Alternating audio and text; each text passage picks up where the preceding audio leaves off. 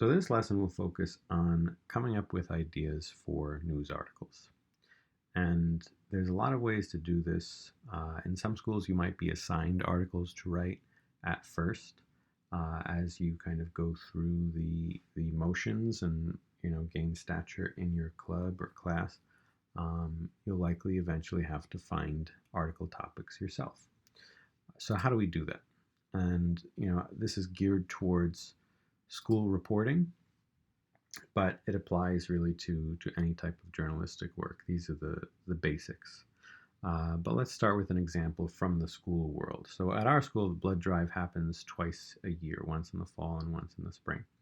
And students frequently want to write articles about it. And my question would be, should we write articles on it every time? And the reason I would ask that question is not much happens beyond the expected, right? So students donate blood at the school. It's a good charitable thing that happens, and there's little variation. So if we were to write that article, once in the fall and once in the spring, it's just going to be like we should just keep publishing the same article.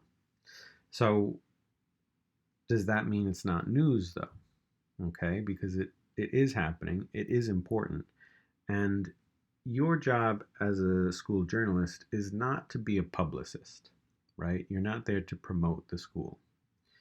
But if the school is doing something that you think is important for the student body to be aware of, beyond what the school has done to promote it, then you should give it some attention. So let's hold off on answering this question and look at this. So what is the news? A lot of journalistic kind of guidebooks and textbooks will say that for a news article to be valid, it should apply to some of the following elements. So you should see them present in the news topic. This is not an exclusive, exhaustive list. This is, one that is frequently used, but there might be other elements that, other sources draw upon. So here they are: nearness, timeliness, importance, names, drama or conflict, variety, human interest, and humor. Let's break some of those down. So nearness means if you're writing an article for your school newspaper, is it relevant if you hear about, some kind of natural disaster happening far away from your hometown? Maybe, right? It may be that in your school community, a lot of people have family who live in that faraway town where the natural disaster is. And then you might write a story on how it's affecting, the people who are in your area. But if there's no connection, it's really not for you to report on. Other papers will do it, and those papers will be the ones who are either national papers that focus on things all over the country, or papers from that specific area. So if it's not near to you, it might not be worthy of publication in your paper. If it's not timely, so is it current? Is it happening now? If you're writing about something that happened 20 years ago, that might be more of like a research paper. Is it importance? Is it important? Obviously, that's subjective, right? And this is where accusations of bias and kind of journalistic integrity becomes an issue. So if you think something is important, it should be reported on. If it's not important, you might not report on it, but people might say, you've given something too much importance or too little. Names means, we're telling the stories of people most often.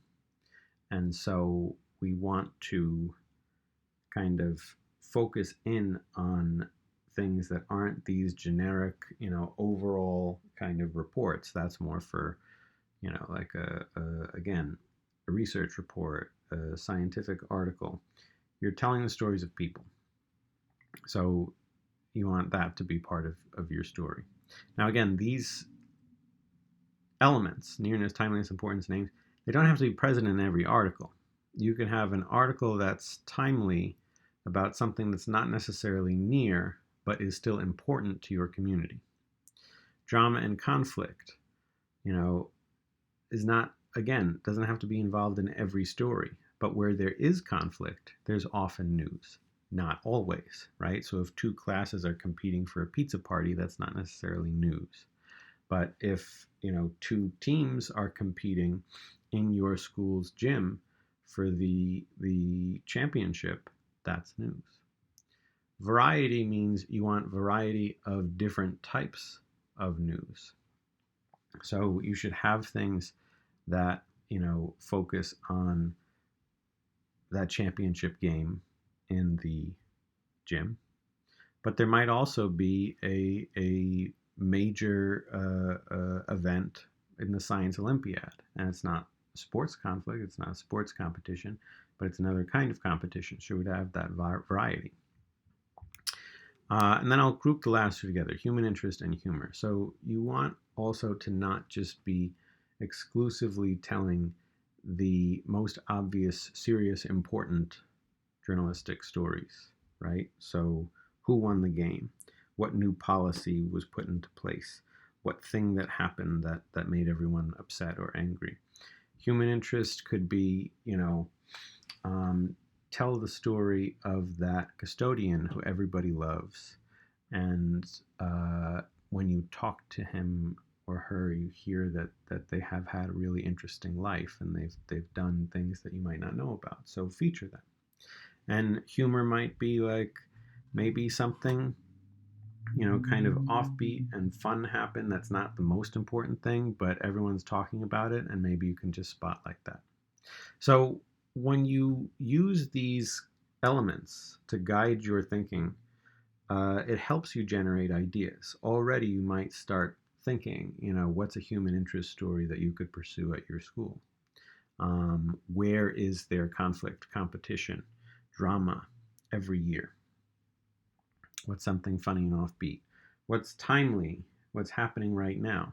That might be the one that seems most obvious for news. But if we go back to this question, blood drives happens twice a year. It becomes redundant, as I said. Should we write about it? I think you should. But now you have to ask from what angle? There's certainly not going to be variety if you keep writing the same article. But there is a level of importance because you're doing something charitable as a school.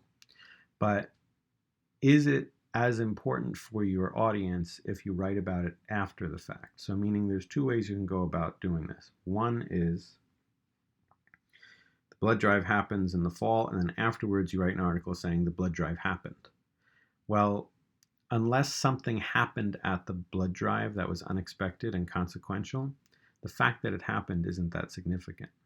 The fact that it is happening might be more significant and more relevant to your audience because it lets them know that they can participate. So at that point, you would speak to, it could be the human interest side of it. So can you contact the organization that comes to do the blood drive and find out, do they know where the blood that's collected goes to?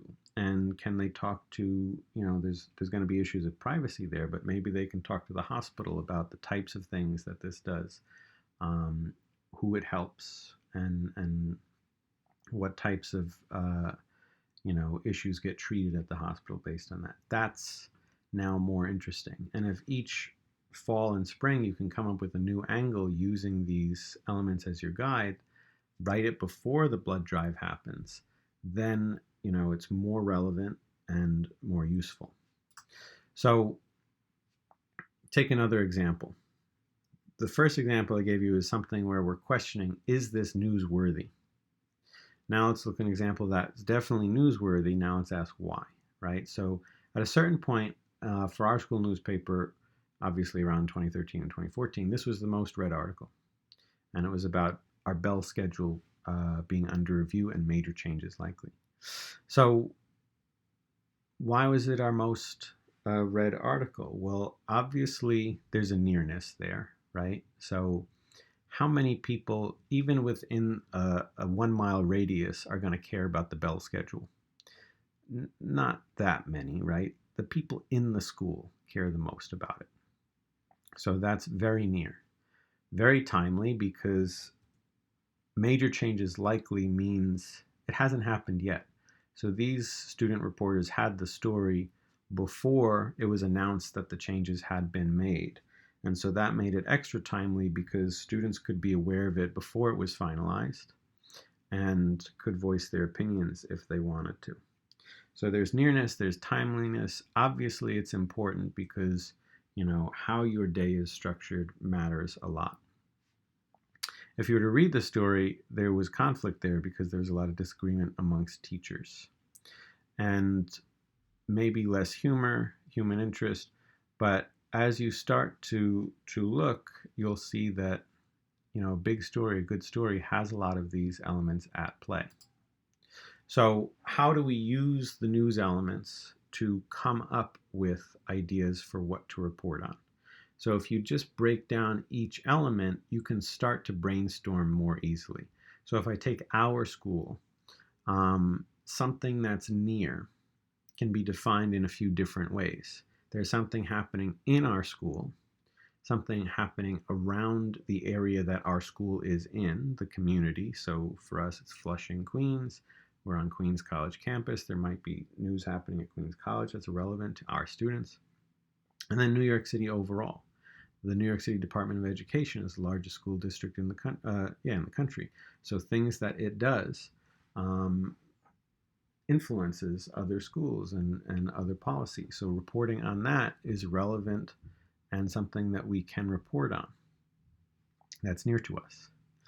Timeliness. So big issue with student newspapers is you might write an article that doesn't get published until like a month later because it goes through a slower process than in professional outlets.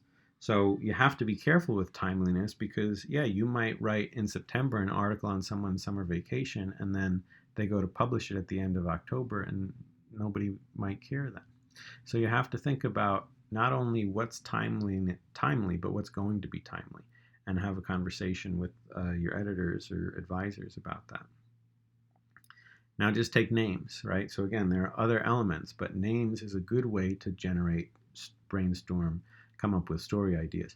For us, there's over 1,000 students. At this point, well over 1,000 students, 100 staff members easily. Everyone has a story to tell.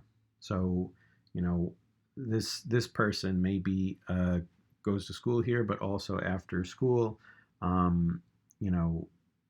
this talent that they pursue, and they're pretty amazing at it. Feature that. This staff member, they're regularly a teacher, but they're also in a band. Let's tell the story of that band. You can come up with endless ideas just from that.